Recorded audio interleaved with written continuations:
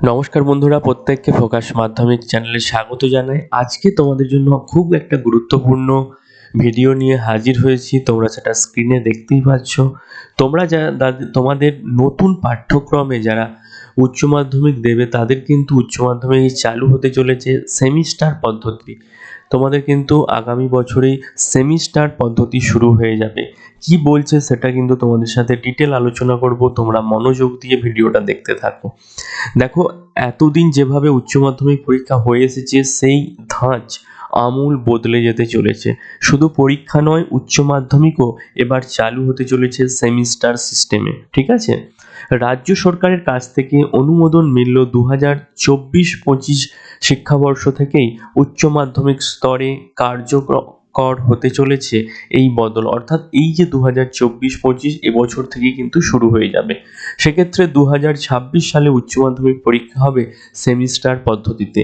এর সঙ্গে সিবিএসই পাঠ্যক্রম ও এনসিইআরটির পাঠ্যক্রমকে বেঞ্চমার্ক ধরে এই স্তরের সিলেবাসও বদলাচ্ছে। অর্থাৎ তোমাদের কিন্তু সিলেবাসও বদলে যাচ্ছে।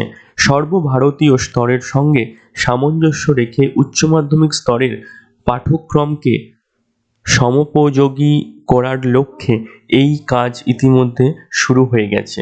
বৃত্তিমূলক কোর্সের 13টি বিষয়কে বাদ রেখে উচ্চ মাধ্যমিক স্তরের বাকি 47টি বিষয়ের সিলেবাসেই বদল আনা হচ্ছে। ইতিমধ্যে প্রতিটি বিষয়ের জন্য আলাদা আলাদা 4 থেকে 6 সদস্যের সাব কমিটি করা হয়েছে। কমিটিগুলোতে স্কুলের শিক্ষকদের পাশাপাশি কলেজ এবং বিশ্ববিদ্যালয়ের শিক্ষকরাও রয়েছেন। বিজ্ঞান সহ কিছু গুরুত্বপূর্ণ বিষয়ের এই কমিটিতে শহরের কয়েকটি প্রথম সারির সিবিএসই বোর্ডের অধীনস্থ স্কুলের শিক্ষকরাও রয়েছেন। এই মাসের মধ্যেই সেমিস্টার ভিত্তিক সিলেবাস বদলের কাজ সম্পূর্ণ করে রিপোর্ট জমা দেওয়ার কথা এই কমিটিগুলির। আর ফেব্রুয়ারির মাঝামাঝিতে সেমিস্টার পদ্ধতিতে বিভক্ত সব মিলিয়ে 4টি পরীক্ষার প্রশ্নের ধরন ও মডেল প্রশ্নপত্র তৈরির কাজও শেষ হয়ে যাবে। উচ্চ মাধ্যমিক স্তরে শেষবার পাঠ্যক্রম বদলের কাজ হয়েছিল 10 বছর আগে। 2024-25 শিক্ষাবর্ষ থেকে নতুন পাঠ্যক্রম এবং সেমিস্টার পদ্ধতি একসঙ্গে চালু করতে চায় উচ্চ মাধ্যমিক শিক্ষা সংসদ। হঠাৎ কেন এই বদল, তার ব্যাখ্যায় সংসদের বক্তব্য, সর্বভারতীয় স্তরের সঙ্গে সামঞ্জস্য রাখতে আমূল বদলের সিদ্ধান্ত নেওয়া হয়েছে। এক্ষেত্রে সিবিএসইর পাঠ্যক্রম এবং তার ভিত্তিতে এনসিইআরটির পাঠ্য বইগুলিকে অনুসরণ করা হচ্ছে। কারণ জাতীয় স্তরের যাবতীয় প্রতিযোগিতামূলক পরীক্ষা, ইঞ্জিনিয়ারিং থেকে শুরু করে ডাক্তারি, বাণিজ্য শাখার পরীক্ষা, সর্বোপরি সারা দেশের কলেজগুলিতে ভর্তি যে পরীক্ষা এখন শুরু হয়েছে তা এই পাঠ্যক্রমের ভিত্তিতেই হয়। ফলে বিজ্ঞান সহ মূল বিষয়গুলির সিলেবাস বদলের ক্ষেত্রে এনসিইআরটি বইগুলোকে ফলো করা হচ্ছে, যাতে সর্বভারতীয় স্তরে রাজ্যের ছাত্রছাত্রীরা পিছিয়ে না পড়ে।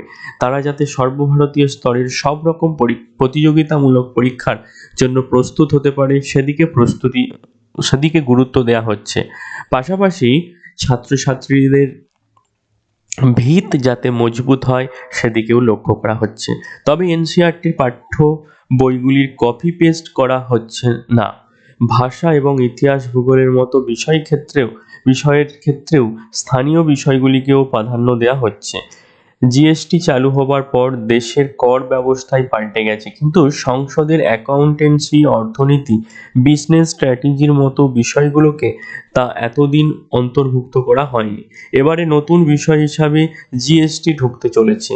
পাঠ্যক্রম বদলের ক্ষেত্রে ছাত্রছাত্রীদের ভিত মজবুত করার পাশাপাশি সংসদের প্রস্তাব অনুযায়ী একাদশ ও দ্বাদশ বা উচ্চ মাধ্যমিক মিলিয়ে হবে 4টি সেমিস্টার।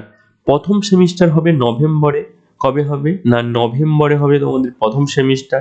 দ্বিতীয় সেমিস্টার হবে ফেব্রুয়ারি বা মার্চ। প্রথম সেমিস্টার পরীক্ষা এমসিকিউ এবং ওএমআর শিটে হবে। খুব ভালোভাবে মাথায় রাখো, এমসিকিউ হবে, ওএমআর শিটে হবে। দ্বিতীয় সেমিস্টারে থাকবে সংক্ষিপ্ত বর্ণনামূলক প্রশ্ন। দুটি সেমিস্টারে প্রাপ্ত নম্বরের ভিত্তিতেই একজন পড়ুয়া সফল না অসফল তা স্থির হবে। সেক্ষেত্রে প্রথম সেমিস্টারে পাস ফেল থাকছে না। এবছর মাধ্যমিক পাশ করে যারা একাদশে ভর্তি হবে তারা এই নতুন সিস্টেম এবং পরিবর্তিত সিলেবাসে পড়াশোনা করবে। সেক্ষেত্রে এবছরের নভেম্বরে হবে একাদশের প্রথম সেমিস্টার এবং 2025 ফেব্রুয়ারি বা মার্চে হবে দ্বিতীয় সেমিস্টারের পরীক্ষা। দ্বাদশে ওঠার পর এই ছাত্রছাত্রীদের দ্বাদশের প্রথম সেমিস্টার হবে কবে?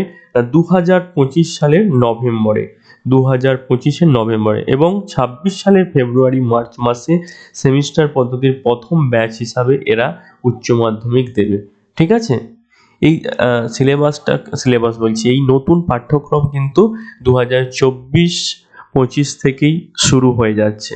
তো এই যে নতুন পাঠ্যক্রম, তোমাদের সিলেবাস চেঞ্জ হচ্ছে, তোমাদের যে সিলেবাসটা সেটা তোমাদের যাতে তোমরা ভবিষ্যতে যেসব পরীক্ষাগুলো হয় তাদের সাথে যে তাল মিলিয়ে সিলেবাসটা চেঞ্জ করা হচ্ছে, এটা তোমাদের কেমন লেগেছে বা তোমাদের উপকার হবে কিনা, তোমাদের কারা এই নোটিশটা পেয়ে হতাশ বা কাদের খুব আনন্দ হচ্ছে, সেটা তোমরা একটু কমেন্ট করে জানাও।